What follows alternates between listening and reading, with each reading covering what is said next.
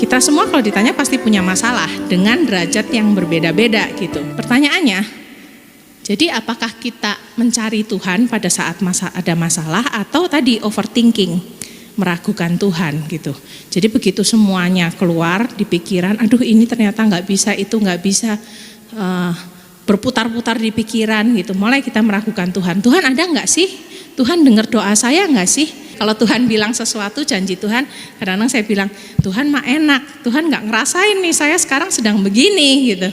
Saya sekarang sedang pusing, Tuhan tahu nggak sih? Tapi adik-adik dengar, Tuhan itu tahu, Tuhan itu dengar gitu. Kita mau belajar dari Thomas. Jadi walaupun Thomas itu peragu, dan kalau kita tahu Thomas itu pengen bukti, tapi ada hal yang positif dari Thomas.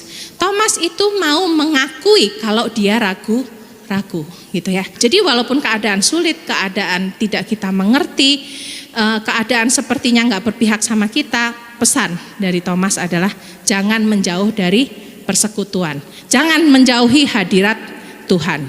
Jadi itu yang dilakukan Thomas. Dia masuk ke dalam persekutuan bareng sama murid-murid, berdoa bersama. Jadi Thomas menunjukkan bahwa keraguan itu bukan dosa. Kita ragu-ragu itu lumrah loh adik-adik. Semua pernah ragu-ragu. Bahkan saya juga ragu-ragu sekarang. Gitu ya. Ada beberapa keraguan dalam hati saya. Tapi keraguan itu saya letakkan kepada Tuhan. Akuilah keraguan itu dengan jujur dan disertai dengan keinginan untuk mencari kebenaran, gitu ya. Jadi Thomas mencari Tuhan. Thomas bersekutu bersama murid-murid yang lain. Dan Tuhan mendengar doanya.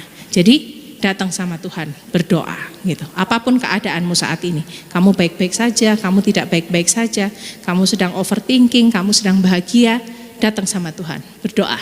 Nah, tapi kadang-kadang ada doa yang tidak dijawab, betul ya?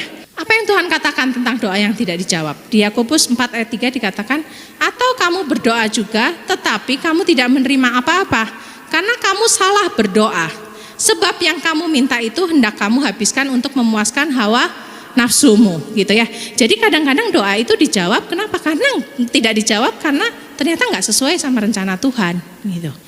Nggak sesuai sama rencana Tuhan. Jadi bukan kita salah berdoa, tapi Tuhan memberikan sebetulnya jawaban yang terbaik bahwa tidak diberikan. Jadi jawaban Tuhan itu seringkali di luar pikiran kita. Kalau Tuhan bilang tidak, Tuhan bilang tunggu, tanya Tuhan betul-betul, kenapa? Gitu. Jangan marah-marah sama Tuhan, jangan kecewa sama Tuhan, karena Tuhan punya rencana yang terbaik. Jadi Thomas yang tadinya ragu-ragu, pada akhirnya dia mengakui bahwa Tuhan adalah Tuhan dan Allah. Dia bertemu dengan Tuhan dan mengakui mengalami perjumpaan pribadi, imannya diubahkan. Dan kalau menurut tradisi gereja, pada akhirnya Thomas meninggal karena memberitakan firman Tuhan. Jadi sampai mati dia setia pada Tuhan. Jadi pada saat kamu ragu-ragu, pada saat kamu khawatir, pada saat hidupmu sepertinya buntu, tidak ada lagi jalan keluar, tidak ada lagi harapan, datang sama Tuhan. Datang sama Tuhan. Buka telingamu untuk dengar apa yang Tuhan mau. Tuhan pasti datang, Tuhan pasti akan menjawab.